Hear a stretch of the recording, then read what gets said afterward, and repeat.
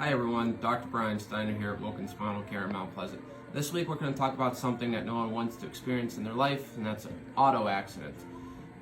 What I'm going to do in this week's video is I'm going to just discuss what happens during an auto accident, what you need to do after the accident, and what we can do to help. So I don't have a car in the building with me, so my roller bed table is going to be in my car today. I'm going to explain kind of what happens during an auto accident and how the body reacts during it. So I'm gonna sit in my car. I got my steering wheel here, okay? Pretty big steering wheel, but it's good.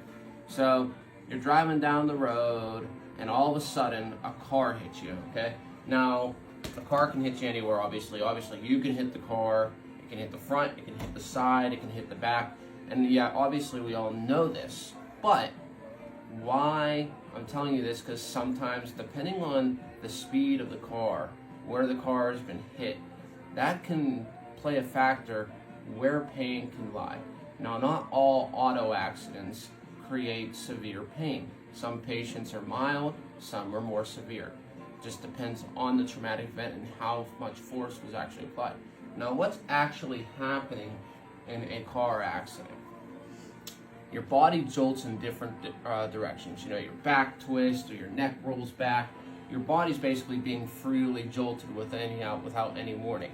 Another thing that can happen, why I have my steering wheel here, a lot of people will hit their head off the steering wheel. So a lot of people who have auto accidents can have concussions because they can be knocked out depending on the impact of the hit. So what happens with what we call whiplash injury? Whiplash injuries are very, very common in auto accident. In fact, they're the most common types of injury with an auto accident, mild or severe. What happens in a whiplash injury, and I'll get the steering wheel again, is when a car hits you or when you hit a car, typically the first thing that happens is your neck moves forward forcefully on its own and then back up and then whips all the way back to what we call hyperextension. So my neck can only go this far. This isn't hyperextension. This is just extension. Hyperextension is when it goes beyond range of motion, and I'm basically forcing myself at this point. But that's what happens in a whiplash injury. Now, here's two different types of things that happen. Auto accidents can happen most of the time with no warning, so people don't know what happened until actual impact. Those patients typically are jolted freely. They're kind of being pushed around in their car. Someone who is aware of the accident, I mean, they are seeing this car coming at them, but there's not enough reaction time to get out of the way. Your body goes into a protection mode. It's a defense mechanism. And what happens is your muscles guard up and they tighten up, and that causes a lot of pain too, because the last thing that happened before you were hit was your body just became pretty much a brick wall. So that makes your muscles real tight, and that causes a lot of muscle spasms. So those are the two different types of things that happen in auto accident. Now, that's pretty much it for the detailing of what happens in an auto accident. Now I'm going to kind of discuss what you need to do following an accident. First thing you need to do, you need to make sure that you're all right. You need to make sure any passengers are right. You need to make sure the other driver's all right. If that's all good at that part, you know, if you need to seek medical attention, yeah, call 911 right away.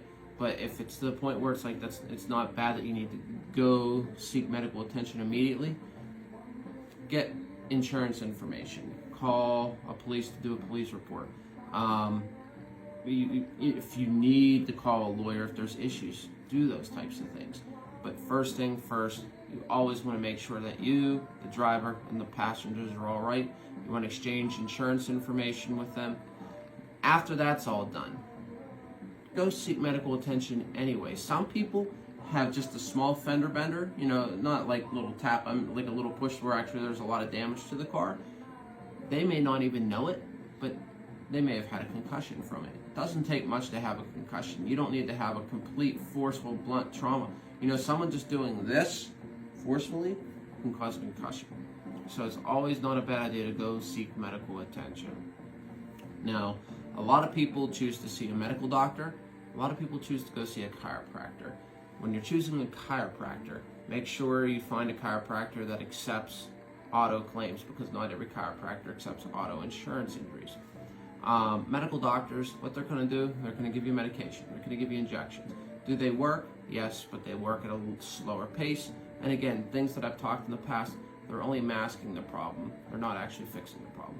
The chiropractor fixes the problem in a quick manner and an efficient manner. Now, how long does a patient need to be in chiropractor to see for an auto accident? It just depends on every patient. Some patients it's a couple weeks, some it's a couple months. It just depends on the severity of the accident, how the patient's responding. Now at our office, we do accept auto claim injuries. We're going to treat you the same way as we would any other patient. We're going to sit down with you. We're going to talk about the accident. We actually have a paper form specifically for auto injuries that we have patients fill out. It's mandatory so that insurance companies can, verify everything from that part. But we're going to sit down with you. We're going to do a consultation based off of your problems. We're going to do an exam. We're going to do X-rays, and then from there we'll start adjusting you. Some patients use our decompression service. Some are severe enough that they need decompression, and it works. So that's what we'll do as chiropractors. And again, it can take a couple weeks, it can take a couple months. It really just depends on every patient. That's all I have for you guys this week. Next week, we're going to talk about something somewhat similar, because it's kind of the same process on how we have to fill paperwork out, except instead of it being auto claims, it's going to be workers' injuries. And I'm going to go into a little bit more detail about lawyers and what you need to do in order to file a workers' comp claim. So that's all I have for you guys this week. If you have any questions, please don't hesitate to reach out to me. Everybody have a good day, and we'll see you in next week's video.